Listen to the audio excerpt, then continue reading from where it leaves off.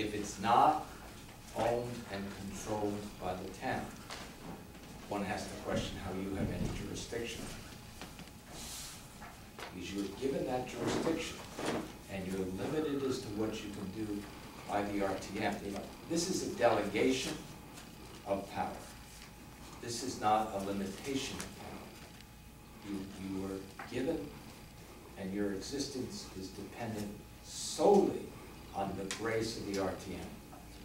I think what common law says is that the town owns out so many feet or mile, and then it's state property, and then it becomes US property.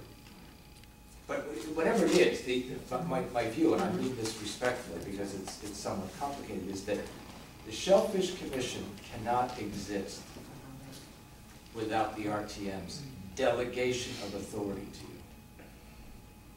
And in that delegation of authority, they granted you certain powers that you could not otherwise exercise.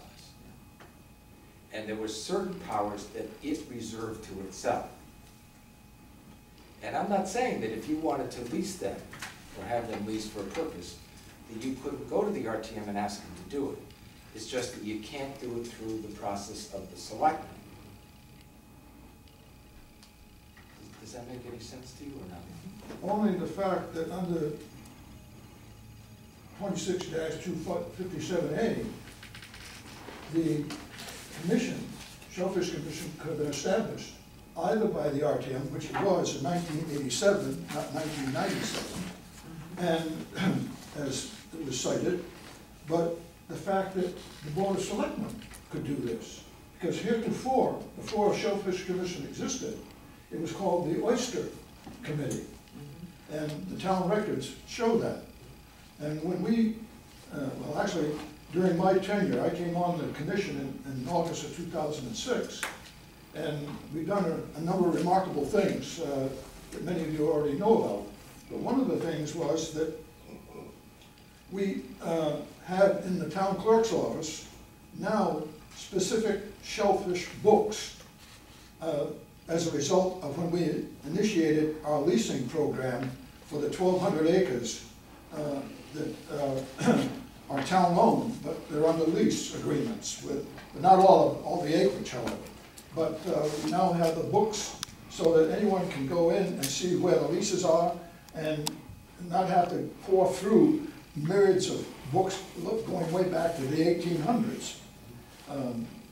However, the other side of the coin in 88-8 that concerned us is the fact that it cites some designated areas, like 88-8 has A through D, and yet when you read the ordinance, the state statute, Shoal Fisheries in Brantford, it says, the selectmen of the town of Brantford or Shellfish Commission, established in accordance with section 26-25A, that's 257A, shall have charge of all shell fisheries and shellfish grounds lying in said town, not granted to others, and not under the jurisdiction of the Commissioner of Agriculture, but between the center line of the farm or East River and the Guilford town line.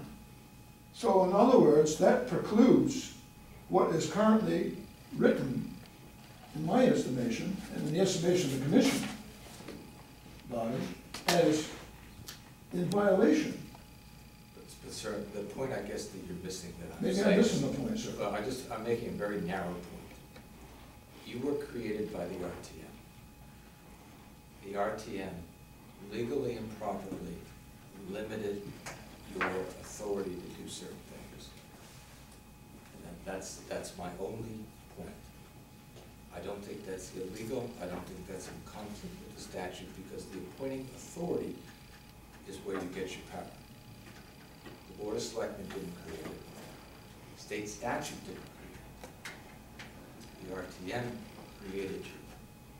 And I believe reserved, for whatever reason, good, bad, or indifferent, certain of its rights in terms of the ability to lease certain areas.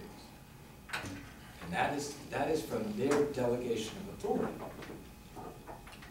you would have to get that delegation of authority declared to be illegal by a court. But then, the ordinance doesn't say that they can't be leased. It just says you can't go to the Board of Selectmen. You need to go to the full RTM, because they reserve that right to themselves. I was